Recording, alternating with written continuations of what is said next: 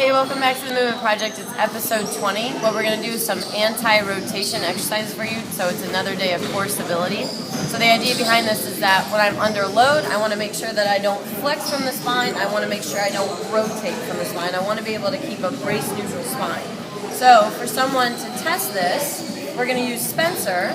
He's in a push-up position. I'm going to put something on his lower back in order to see if he can keep a neutral spine. Let's do this a little bit more. Alright, so I'm going to cue him to keep his hips high, keep a natural curve over here. Alright, he's got to balance this on his lower back, so he's got to find a position where he can balance it. What I'm going to have him do is touch his right hand to his left shoulder, and his left hand to his right shoulder. I'm going to have him go through 5 of those on each arm. Okay, so he messed it up. We know that he has to work on core stability. We do that in a minute. Alright, so what we're going to do is a Pallof exercise. It's the whole concept of not rotating, anti-rotation, using all those stabilizer muscles.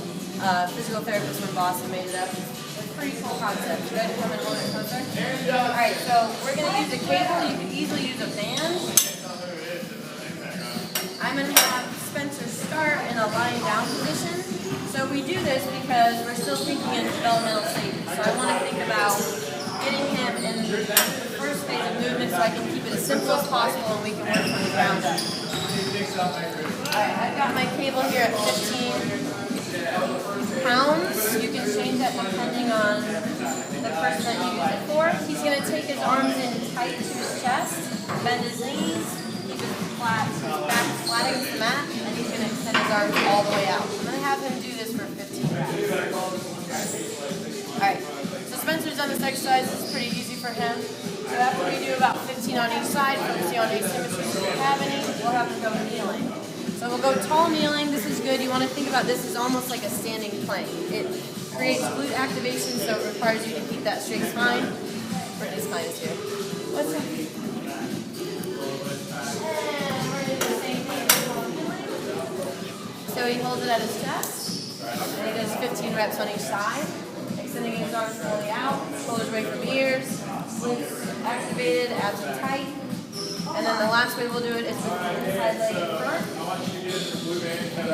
So it's a half tall kneeling position, and he does another 15 on each side. Of course, when he gets done, we'll lay back into a push-up position. And we'll see that if we can apply that back to the original chest. Go ahead and take your fire. And then try to go back to the shoulder taps for 5. And he's perfect at it now. Alright, go ahead and give it a try again. You can use a band. You don't have to use a cable. Let me know how it goes. Goodbye.